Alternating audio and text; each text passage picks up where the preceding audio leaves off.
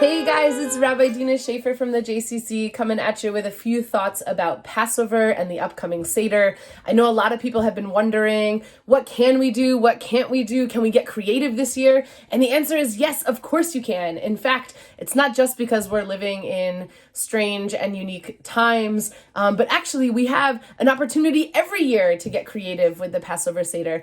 The seder is actually kind of a late invention by Jewish traditional standards, and it was fluid for a really long time throughout the rabbinic period before it was sort of evolved into the kind of strict ritual that we have today. So the opportunity is there for you to really live it up and change things around and try some of the stuff maybe you've always wanted to try.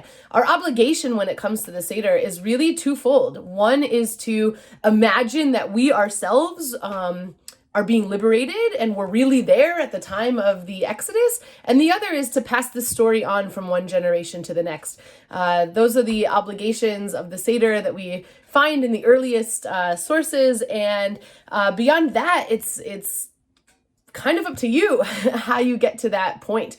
We have a lot of things, of course, that have evolved over the years and have become fixed traditions in our Jewish heritage. But for a long time, they weren't fixed. I'll give you a really good example. The 4 questions, which we know and love and can't imagine a seder without, were actually kind of fluid for a long time. In some versions of rabbinic literature, we only see 3 questions. In some versions, a child could ask anything that he or she wants to, and the 4 questions are just a suggestion in case the child can't come up with something on their own to ask. So I'm going to share with you something that my family is going to do this year, just to kind of show you how far you could push the envelope to those of you who want to try to do something like that. So in my family, we are doing a virtual seder.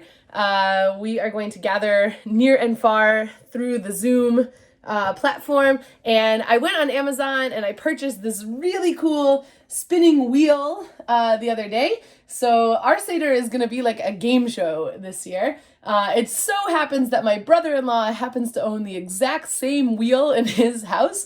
I don't know why. He's a high school teacher, so maybe he used it for something there. And so the people in his house will be able to actually physically play along with us. Everyone else will watch and participate.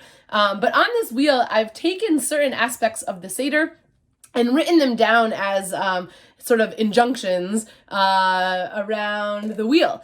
And what we're going to do is we're really going to dive deep into the idea that the seder provides us with order, which is the literal translation of the word seder, and yet we are living in such unpredictable times, and we want to sort of experiment with the balance between predictability and lack of predictability, order and chaos, if you will.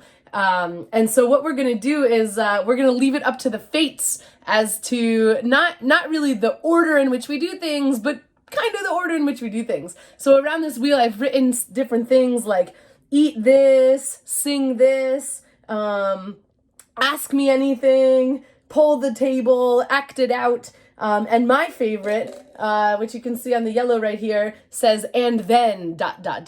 And what we're going to do is each seder participant is going to get their chance to spin the wheel, and whatever it lands on, for example, sing this, we're going to do in the actual order of the seder. So I've sent some documents ahead of time to my family that shows the order of all the songs in the seder, the order of all the different foods in the seder, etc. And each time we land on one of those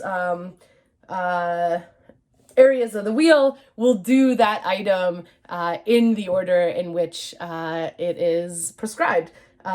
So yeah, just one example of something kind of wacky to try to do. And I hope that you and your families will come up with some cool ideas, and you'll share those ideas with us either in an email or in a comment or in person when all of this is over. This is really an opportunity to embrace the yearly obligation to make this experience personal and meaningful. And sometimes the best way to do that is through our own creative devices. So Chag Sameach, everyone, Aziz and Pesach, and I hope that you have a really wonderful time. Thanks.